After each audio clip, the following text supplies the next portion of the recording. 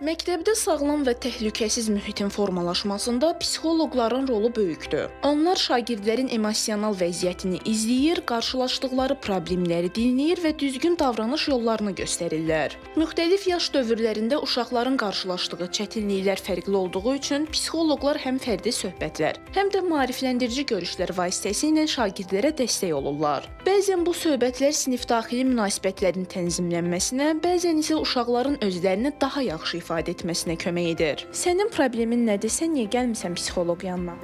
Mən psixoloqun yanına məsləhət almaq üçün, yəni mən sinifqomam və uşaqlar mənə qulaq asmır, ona görə mən psixoloqdan məsləhət almağa gəlmişəm ki, onlarla necə rəftar edim.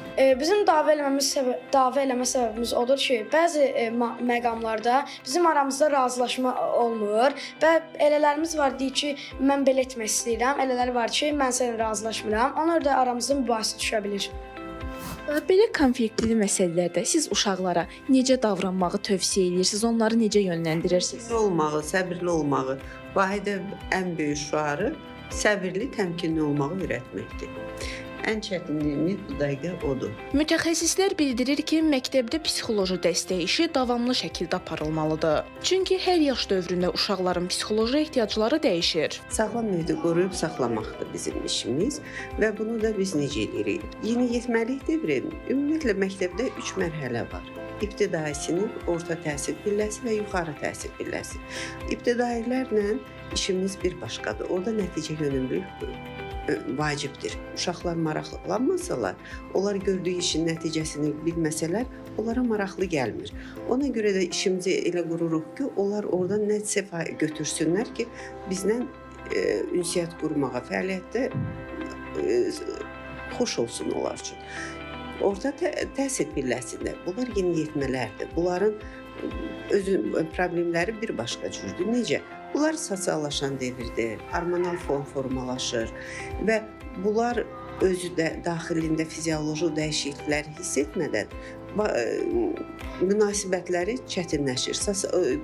Onlar üçün dost önəmlidir, yoldaş önəmlidir və biz çalışırıq ki, bunları yanlış adım atmamağa üçün profilaktik, maarifləndirici söhbətlər çox aparaq ki, bu hallar baş verməsin.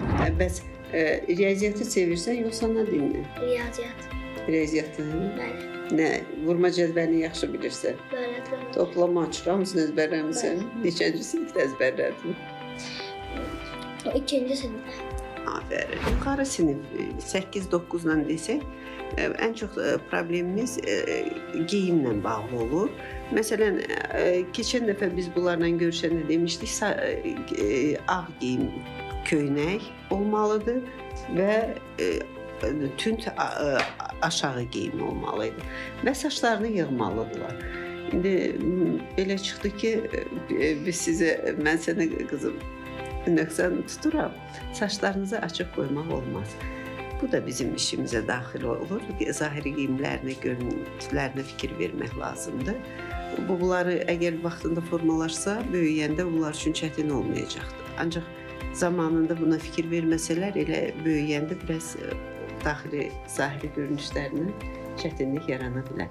Yuxarı siniflərdə isə şagirdlərin qarşılaşdığı problemlər daha çox sosial münasibətlər, özünü ifadə və məktəb qaydalarına uyğunlaşma ilə bağlı olur. Bu dövrdə psixoloqlar şagirdlərlə söhbət apararaq həm məktəb mühitində yaranan anlaşılmazlıqların qarşısını almağa, həm də onların özlərini daha rahat ifadə etməsinə kömək etməyə çalışırlar. Yuxarı təhsil pilləsi erkən gənclik dövridir.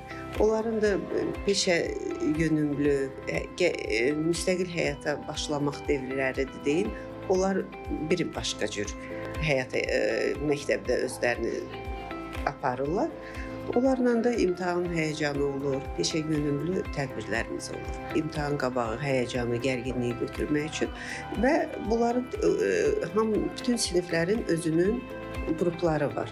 Ora məlumatı göndərdik, testlər göndərdim. Testləri indi şagirdlər özləri yerinə yetirəcək. Kimin sualı yaransa, gərginlik olsa, mənə müraciət edəcəkdir və yaxud özüm tənəffüsdə yaxınlaşıram. Mütəxəssislərin sözlərinə görə məktəbdə psixoloji xidmət yalnız problem yarananda deyil, profilaktik məqsədlə də davamlı şəkildə aparılmalıdır. Çünki vaxtında edilən psixoloji dəstək həm şagirdlərin məktəb mühitinə daha rahat uyğunlaşmasına, həm də sağlam münasibətlərin formalaşmasına kömək edir. Zemfira Rəcəb, Yalçın Əmirzadə.